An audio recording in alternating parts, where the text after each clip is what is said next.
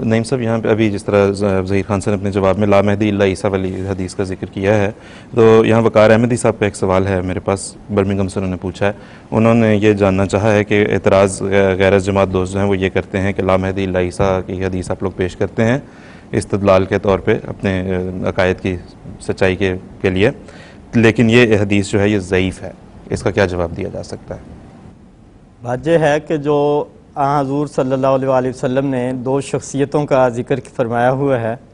वो मुख्तलिफ़ रवायात में हम देखते हैं कि वो असल में एक ही शख्सियत के दो नाम हैं। चुनांचे एक हदीस में हज़ूर सल्लल्लाहु अलैहि वसल्लम फरमाते हैं कि फ़तहलिकु उम्मतुन अना अव्वलुहा वल मसीह इब्न मरियम फ़ी आखिरिहा, कि ऐसी उम्मत कैसे हलाक हो सकती है जिसकी इब्तिदा में मैं ख़ुद हूँ और जिसके आखिर पे मसीह बिन मरियम है। अब इसमें महदी का कोई जिक्र नहीं मिलता। और फिर एक और हदीस में ख़ुद इब्न मरियम को ही महदी करार दे दिया। चांचे हुज़ूर फरमाते हैं, मुस्नद अहमद बिन हंबल की हदीस है, यूशकु मन आशा मिनकुम अन यल्का ईसा इब्न मरियम इमामन महदियन व हकमन अदलन। अब वही इब्न मरियम जो है उसी को हज़रत रसूल अकरम सल्लल्लाहु अलैहि वसल्लम जो है वो इमाम महदी यानी इब्न मरियम इमाम महदी की शक्ल में आएगा। तो ये जो हदीस है, एक तीसरी हदीस में हुज़ूर ने बयान फरमाया ला महदी इल्ला ईसा, कि ईसा ही इमाम महदी है।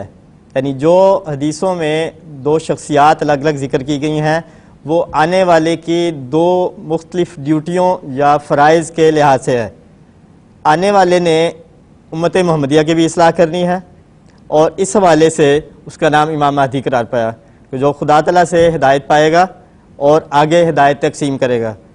और मसीह बिन मरियम भी उसका नाम करार पाया क्योंकि उसने यकसर सलीब का काम करना है और दज्जाल को तो ख़त्म करना है, कत्ल करना है।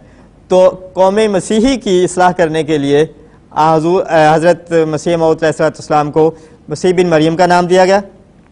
और उम्मत मोहम्मदिया की इस्लाह करने के लिए और इहयाए दीन और तजदीद दीन करने के लिए आपको इमाम महदी का नाम दिया गया। जहाँ तक बिज़ात ख़ास तौर पर इस हदीस का ताल्लुक़ है ला महदी इल्ला ईसा, तो ये इब्न माजा और कंजुल उम्माल में आई है और इसमें एक रावी हैं मोहम्मद बिन खालिद अल जुंदी जो मोतबर रावी हैं, और इब्न मुईन जो कि इमामुल जर्ह व तादील हैं, यानी ये हदीस की इस्लाहत हैं कि रावियों का मकाम क्या है, कौन रावी ज़ईफ़ है, कौन कमज़ोर है, कौन सिका है, कौन कवी है, इस लिहाज से तो मुख्तलिफ़ किताबों में इन रावियों के मकाम बयान हुए हैं। तो जो इब्न मुईन के बारे में लिखा गया है वो इमामुल जर्ह व तादील, आपको इस इल्म का बादशाह करार दिया गया, इमाम करार दिया गया। इब्न मुईन के नज़दीक ये जो रावी हैं मोहम्मद बिन खालिद अल जुंदी वो मोतबर हैं